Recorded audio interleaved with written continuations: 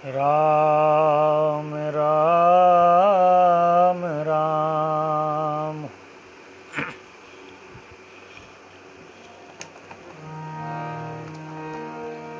राम राम राम।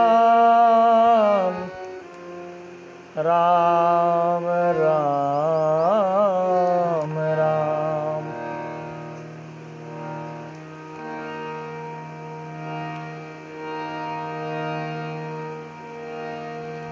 नमः परमहंसास्वादितः चरणकमलचिन्मकरन्दाय भक्तजनमानस निवासाय श्रीरामचन्द्राय। आइए आज अपने जो आदि पिता हैं महाराज मनु और आदि माता महारानी शतरूपा, जिनसे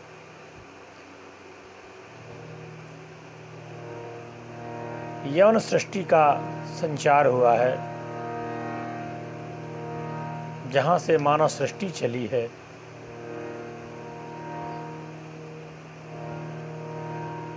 उनका आध्यात्म पथ देखते हैं।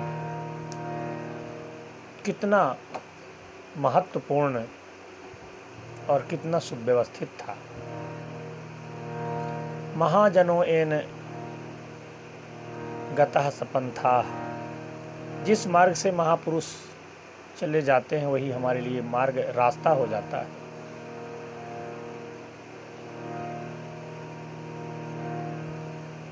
भगवान का अवतार इस धराधाम में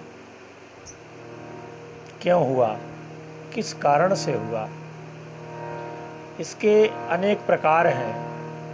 भगवान के अवतार लेने के कई प्रयोजन हैं। एक प्रयोजन तो जय विजय को श्राप, हिरणाक्ष हिरण्याकश्यप, दंतवक्त शिशुपाल, रावण कुंभकर्ण, इनके कारण भगवान को इस धराधाम में अवतरित होना पड़ा। एक कारण वृंदा के साथ जो भगवान ने छल किया, वृंदा का, जालंधर की पत्नी वृंदा का श्राप, यह भी एक कारण भगवान के अवतरित होने का है। और एक कारण ब्रह्मर्षि नारद जी का श्राप भी है। नारद श्राप दीन एक बारा, और गिरजा चकित भई सुनिमानी, यह भी है। और एक कारण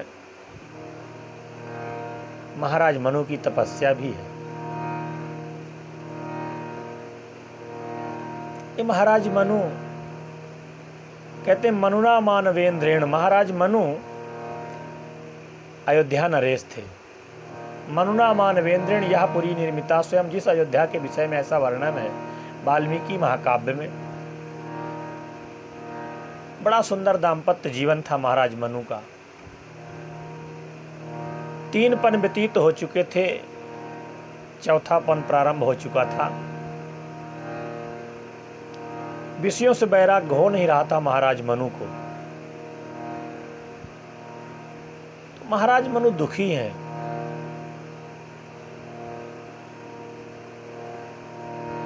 लोगों ने पूछा, महाराज आप तो अयोध्या नरेश हैं, फिर आप दुखी क्यों हैं? इस भौतिक जगत में आपके पास तो सब कुछ है, आखिर है ऐसा क्या है जो आपको इस जगत में ना मिला हो? महाराज मनु कहते हैं कि बात तो सत्य है। भौतिक जगत में किसी वस्तु की, किसी बात की कमी नहीं है, किसी बात का अभाव नहीं है।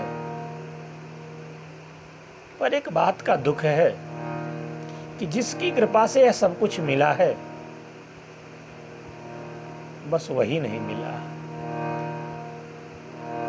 सब कुछ मिला पर जिसके कारण मिला वही नहीं मिला।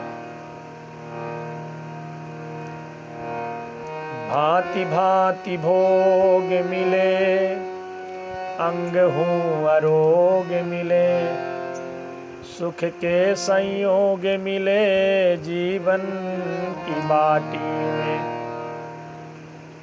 धन अरुधाम मिले, पूर्ण मन काम मिले। राम ना मिले तो सब काम मिले माटी में। इस संसार में सब कुछ मिल जाए और वास्तव में जो मिलना चाहिए वो न मिले। महाराज मनु के जीवन में यही है, सब कुछ मिला पर जिसकी कृपा से मिला बस वही नहीं मिला। महाराज मनु आज दुखी है, चौथापन भी व्यतीत होने को आया और विषयों से वैराग्य नहीं हो रहा। ये वासनाएं बड़ी प्रबल हैं, जीव को अशांत बना देती हैं। कामनाओं का अंत नहीं होता, ये कामनाएं तो अनंत हैं। एक कामना पूरी हुई नहीं कि दूसरी कामना पहले से तैयार है।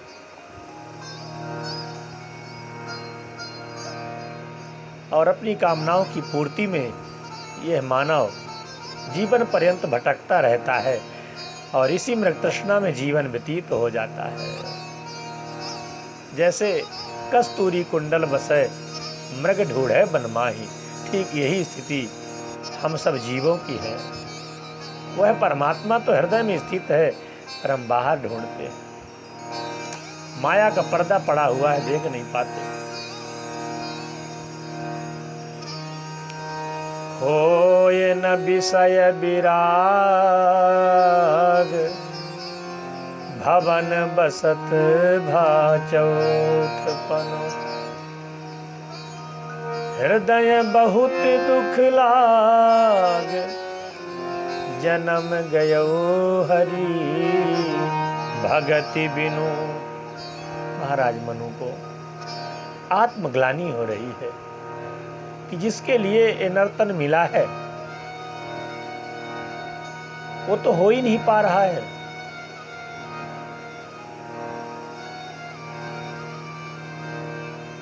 एक दिन महाराज मनु ने हठात अपने जेठे पुत्र को राजगद्दी सौंपी और सौंप करके वन की यात्रा कर जाते हैं। छोड़ दिया राजपाट को, सब कुछ छोड़ करके वन की यात्रा कर जाते हैं। दोनों पति पत्नी चल देते हैं। दाम्पत्य बड़ा सुंदर था। अर्धांगिनी हो तो महारानी शत्रुपा जैसे। चलते चलते नैमिषारण्य की पावन भूमि में पहुंच जाते हैं। और जिस समय महाराज मनु तपस्या करने के लिए जा रहे थे तो कहते हैं कि ज्ञान भक्ति जन उधारे शरीरा। इतने सुंदर लग रहे जैसे ज्ञान और भक्ति की साक्षात मूर्ति हो। साक्षात ज्ञान ही मूर्तिमान बन के आ गया हो। इस प्रकार से महाराज मनु और शत्रुपा दोनों वन की यात्रा कर जाते हैं। पहुँचे जाए धेनुमती तीरा। धेनुमती नदी के किनारे जाकर के सुंदर निर्मल जल में स्नान किया। स्नान करने से मन और पवित्र हो गया और सुंदर वहीं पर 12 अक्षर मंत्र पुण्य जपहि सहित अनुराग। 12 मंत्र का ओम नमो भगवते वासुदेवाय, इस मंत्र का जाप महाराज मनु करते हैं।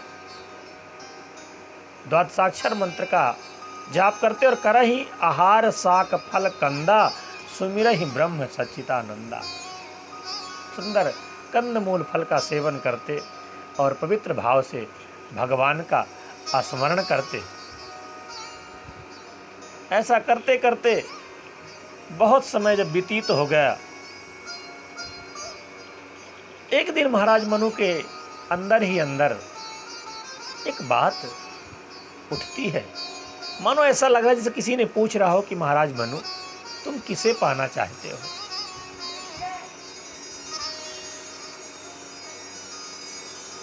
महाराज मनु ने कहा, महाराज देखिए नयन परम प्रभु सोई। मैं उस परम प्रभु का दर्शन करना चाहता हूं।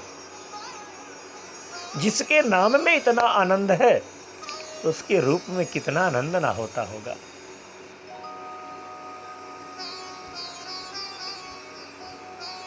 महाराज मनु कह रहे हैं, अगुणे अखंडे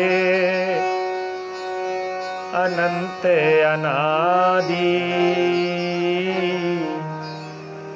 जेहि चिंतहि परमार्थवादी।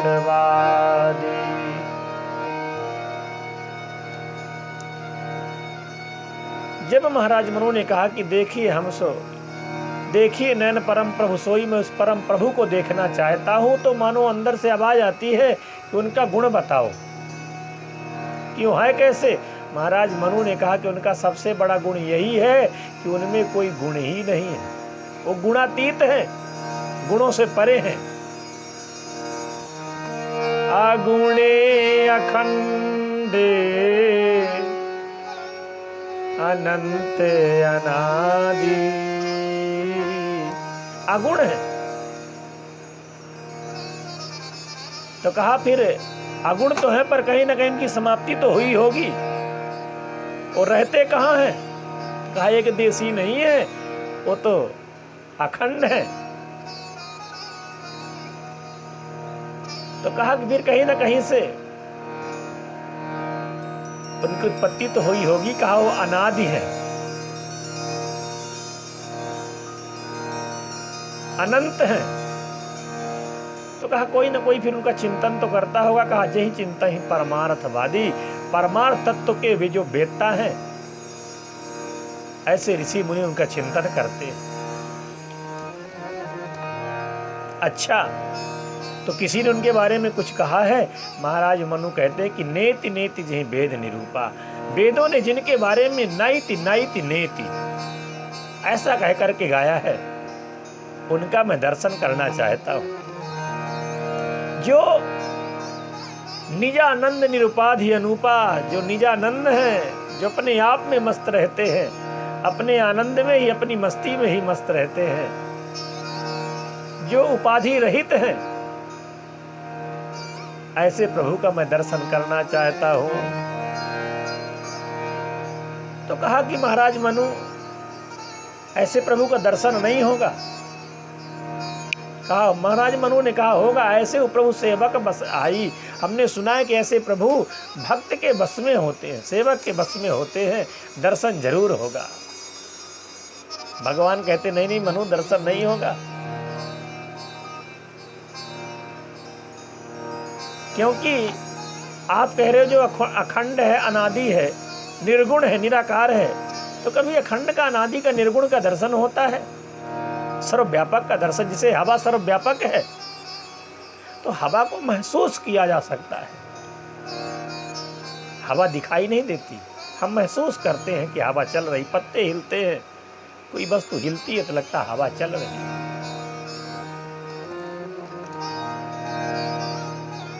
महाराज मनु कह रहे हैं कि हमने तो सुना था कि आप सर्व अंतर्यामी हैं, और अंतर्यामी वह है जो भक्त के हृदय की बात को जान ले। मेरे अंदर ही अंदर बस एक ही अभिलाषा है, आपका दर्शन करना चाहता हूं। तो दर्शन तो हो नहीं रहा, केवल आवाज सुनाई पड़ रही है। इसलिए अब मैं जा रहा हूं, मुझे कुछ मांगना नहीं है। महाराज मनु कह रहे हैं कि अंदर ही अंदर बस आवाज सुनाई पड़ रही कि मांग लो मांग लो, दिखाई तो देते नहीं, इसलिए मुझे मांगना नहीं, मैं जा रहा हूं। और महाराज मनु चल देते। जैसे महाराज मनु चलने लगे, भगवान ने कहा नहीं नहीं मनु, क्या करूं मैं, दर्शन न देने के लिए मैं विवश हूं। महाराज मनु ने कहा प्रभु, आपको किसने विवश किया है?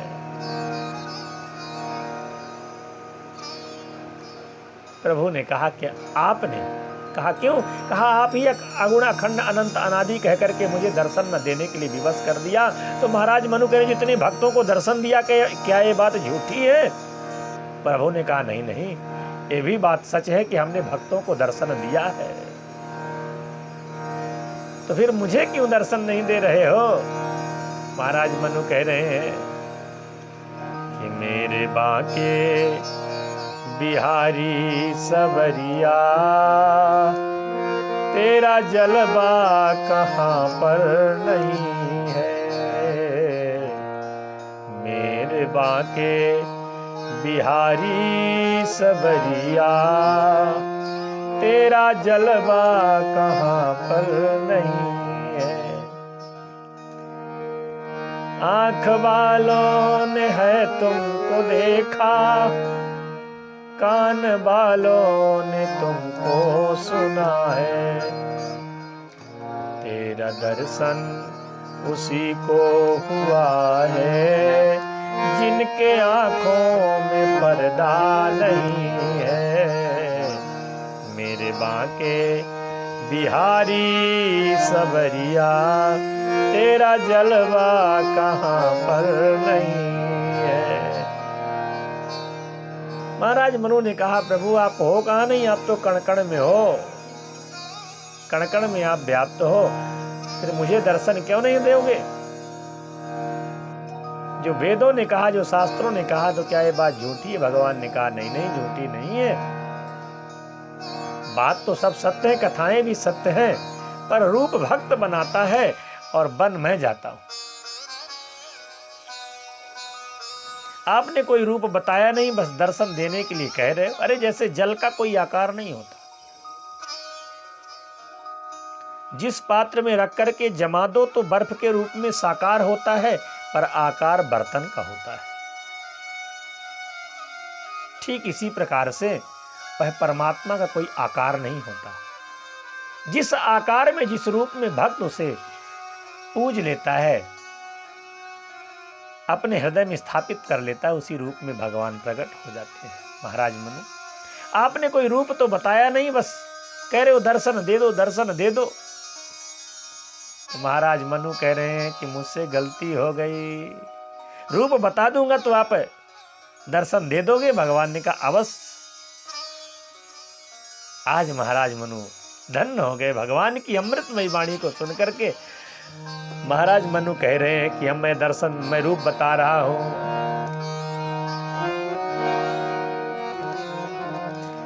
जो स्वरूप बस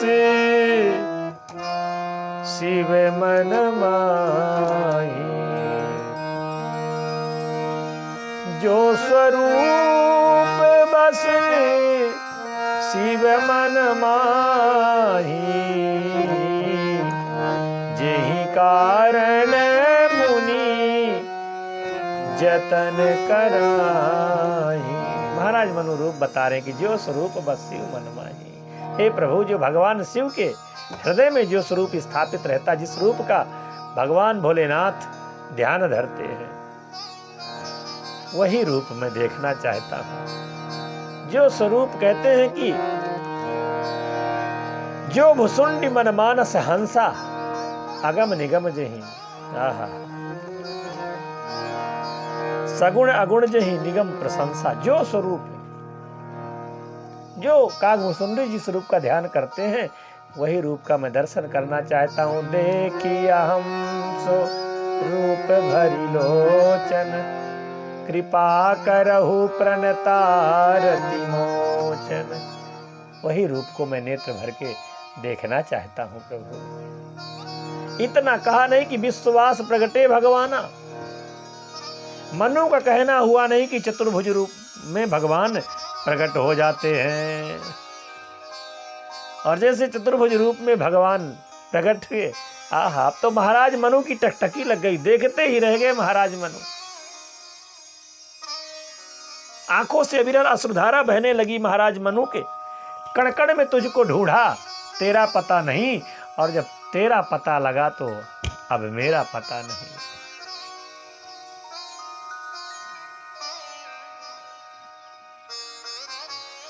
आज महाराज मनु खो गए, अपने आप को भूल गए। कितना सुंदर भगवान का स्वरूप था। दोनों पति पत्नी, दोनों दंपति हाथ जोड़े खड़े हुए हैं। भगवान ने कहा, मनु वरम ब्रूहि, वरदान मांग लो। आज मैं तुमसे अत्यंत प्रसन्न हूं। महाराज मनु कह रहे हैं, प्रभु अब मांगना क्या? कहा नहीं नहीं मांगो। अच्छा एक बात है, संकोची व्यक्ति से कोई मांगने के लिए कह दे तो उसको मांगने में बड़ी दिक्कत होती है। अब महाराज मनु का संकोच कहने नहीं दे रहा और स्नेह रहने नहीं दे रहा। मनु मांग लो। और संकोची व्यक्ति से कोई मांगने के लिए कहे तो इधर उधर की वो बातें तो बहुत करेगा, पर जो कहना चाहिए उसे नहीं कह पाता। ठीक यही दशा महाराज मनु की है। जब बार बार भगवान ने कहा कि हे महाराज, दानी शिरोमणि कृपा निधि, दानी शिरोमणि कृपा निधि, नाथ कहो सतभाव। आधा दोहा कह गए महाराज मनु, पर मांग नहीं पा रहे हैं।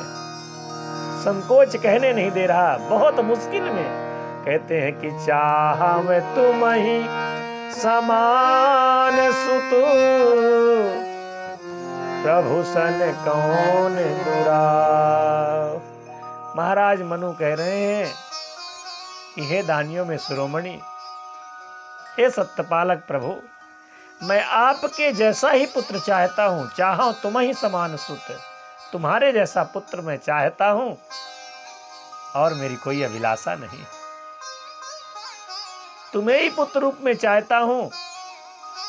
और जैसे महाराज मनु ने इतना कहा, भगवान सोचते हैं, कहते हैं कि आप सरी से खोजो कहाँ जाई,